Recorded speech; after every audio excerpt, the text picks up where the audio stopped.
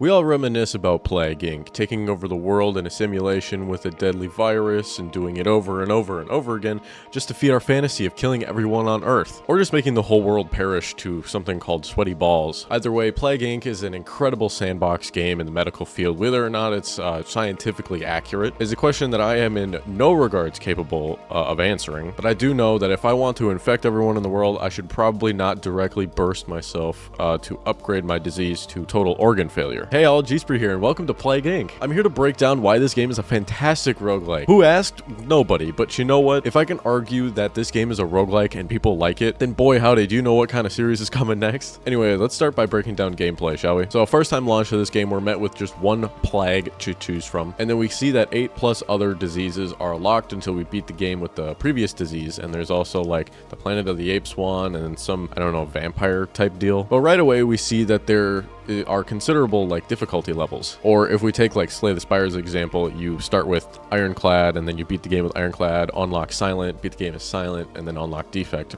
I'm pretty sure that's how Slay the Spire works. It's been a long time since I started that game. Anyway, this also means something huge for roguelikes: replayability, because once you unlock all the diseases, you can play them whenever you want, however you want, blah blah blah. But the important part is that you can play them over and over again. So let's jump into how an actual run starts. Well, oh boy, once you select that bacteria field, there's something absolutely fantastic for roguelites, or roguelikes, I guess. I don't know, I'm still trying to decipher what to call what these days. But once you select your plague, you're met with a modified genetic code screen that allows you to add mods to your gameplay. Huge for replayability. We don't have any unlocked right now, obviously, because we just started this game, which is as to be expected. So let's move past that. Difficulty, usually something that's offered in roguelikes, so this is a huge plus. I also just like the opportunity of, you know, super hard or super easy. Then wham, we start the game wherever we want in the world. That is huge, and something that not a lot of roguelikes actually see, because typically you start in the same space or the same select area of spaces, such as Risk of Rain has 2 or 3 different starting worlds,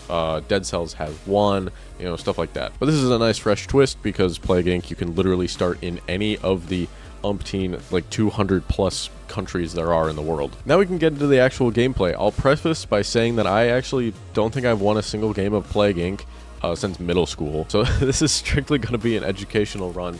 I will not be acting like I know what I'm doing, although that being said, let's look at our upgrades. So we have 3 tabs: transmission, symptoms, and abilities. I probably don't have to tell you this, but you know, whatever. Anywho, we can take our DNA points, or experience points if you will, and give ourselves some upgrades to improve this disease. So I'm gonna be honest, I don't really know where to start, so I'm just gonna start in transmission. I picked to start in Spain, so let's do something for Europe. We'll do, like, I don't know, they got animals there. Let's do some animals. We'll just put one point into some rats and cattle. Whatever, you get your DNA points, you get your XP level up points throughout the gameplay, and you use them to increase the ability of your bacteria, of your infection. And this just goes to show how in-game upgrades works. Okay, so I'm doing like actually kind of somewhat decent. There's too many red bubbles to click on, but either way, oh, that's the wrong button. I've got 93 DNA points, so let's I don't exactly know what to evolve. I am not a pro at this game. I'm now getting into, so departing from the actual analysis of what makes us a roguelike, we'll jump back to that once this run is over, but for now I'm kind of just like upgrading stuff. I guess this isn't really important to the run, right? Or important to the video, so I'll hit you guys up after the run is over. We'll find out if I win or lose. If you guys are actually here for gameplay of Plague, oh well, my bad. All right, well, I was able to infect everybody, but I couldn't kill anybody, so that's unfortunate. So we're gonna exit here and we'll go back into our run and see how we do. Well, actually, I don't think I unlocked anything. I got an achievement or 2, but I didn't unlock anything. I'm not really sure how you unlock every time you beat the main game.